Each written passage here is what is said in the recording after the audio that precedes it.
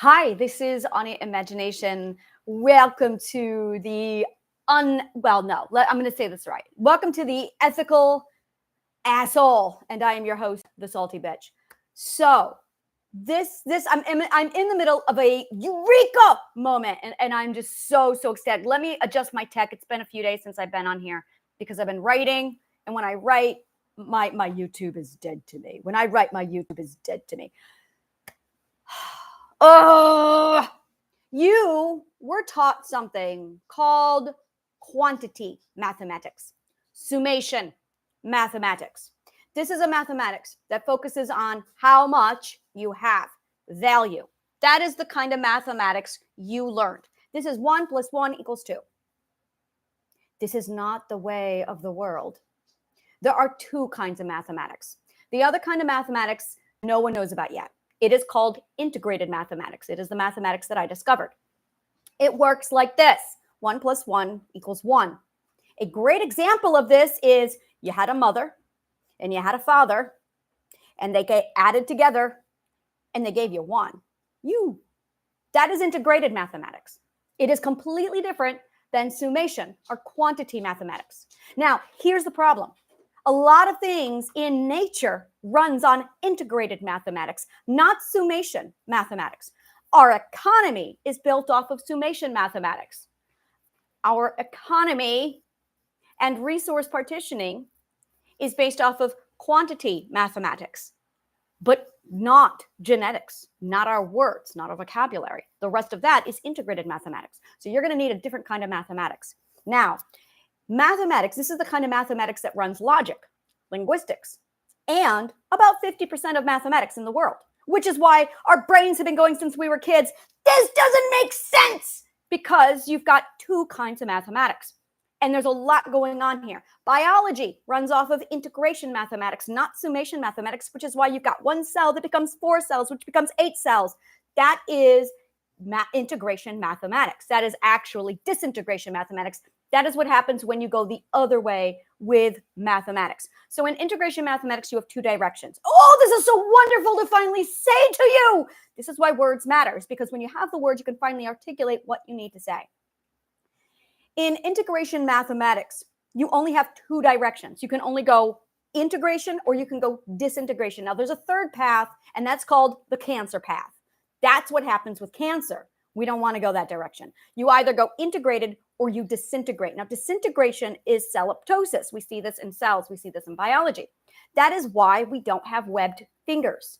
It's because cell apoptosis happens. This is not bad. This is really good, because if we did not have cell apoptosis, then we would have a lot of really weird shit that still would be attached to us when we were fetuses. It's because of cell apoptosis and the disintegration process, the disintegration part of mathematics, that we don't have, it's why we don't look like a bunch of fetuses right now. So, integration mathematics is the same thing that's taking place with our words. It starts off with a word, and the word evolves via an integration path or a disintegration path. So you start with one root word and it gets carried over to the next. Now, this is why it's so important. This is why we've needed this kind of mathematics in our lives, all of our lives, is because of this. In summation mathematics, every component is independent from all other components. I'm going to say that again. It is independent of all other components. So if you have 2 apples, you have 2 apples that are completely independent of each other. Mr. Robert can come along, grab the apple, steal it, run away, and go, hey, and you will have 1 apple, and it will not have any effect on that apple. You might be poor. However, you only have 1 apple, and that apple is still an apple, and it's fine. But not so in integrated mathematics.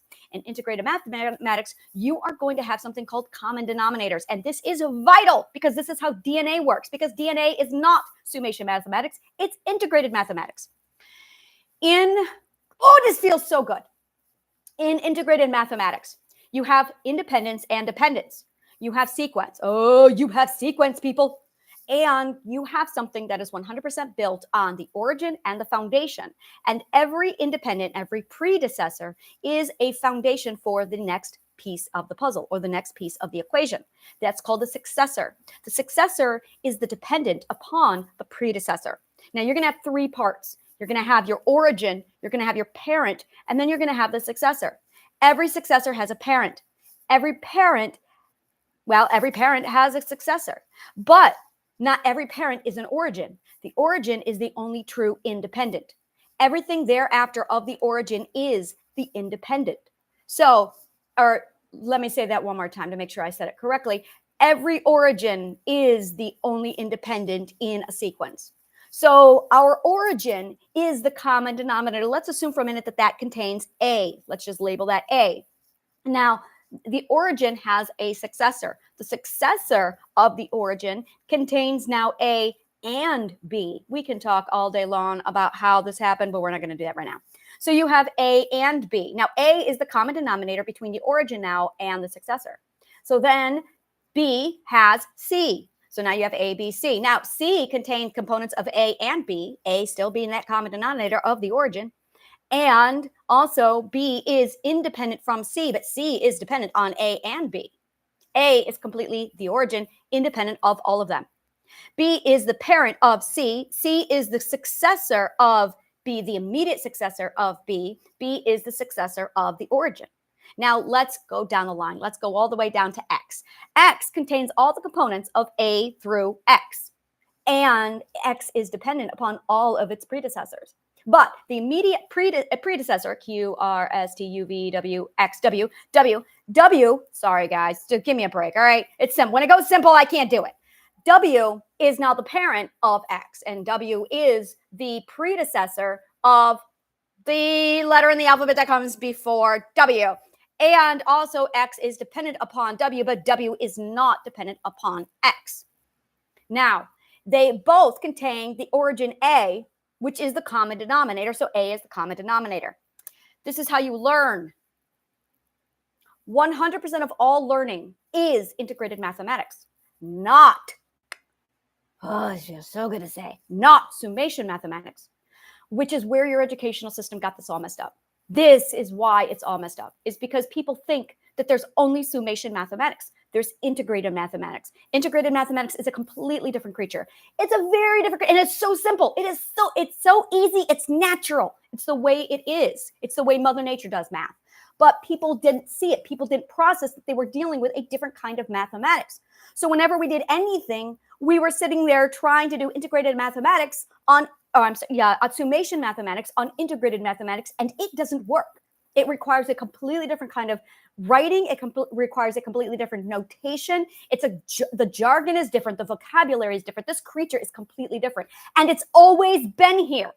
The Fibonacci sequence is a fraction of integrated mathematics. It is the belly button. Well, it's the belly button of integrated mathematics. When you start to learn the formula for integrated mathematics, there's only 4 parts to this formula, and then it goes on repeat. You will realize that the Fibonacci sequence is part two of a 4-part sequence, and it's just the belly button. This is the umbilical cord. That is what integrated mathematics is. You're going to start to see it everywhere, and you're going to go, oh my God, how could we not know about this sooner? And I'm going to go, I know, right? Now here's the catch. This is the catch when it comes to integrated mathematics. Everything that is an integrated, every component, it only works with whole numbers. It only works with integrated wholes. You cannot have fractions. You cannot have fractions inside of integrated mathematics. They don't exist. It's not possible. And it is 100% the Cartesian coordinate system. You can only measure in one direction. You have to have a point of origin, and it can only go forward from that. You cannot go prior to the point of origin. You cannot. Whereas in summation mathematics, it's all ledger lines and integers. But when you get over into integrated mathematics, there's no integers. There's no integers.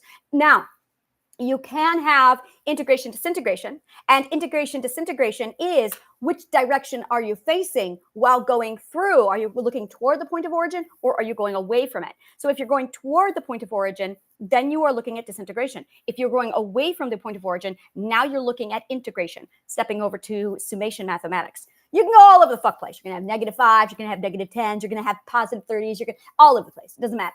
Now, let's step one more into the length, height, width. Now we're getting into definition. Now you're looking at, am I going up? Am I going down? Now you're looking at the center point of balance. Completely different than when you are on a single ledger line and you're just going in two directions. So this is really, really important that you understand if you are measuring from a center point 0 with 360 degrees, or are you measuring at a center balance of fulcrum going back and forth. This is really important. Are you going back and forth, literally just left or right with a fulcrum?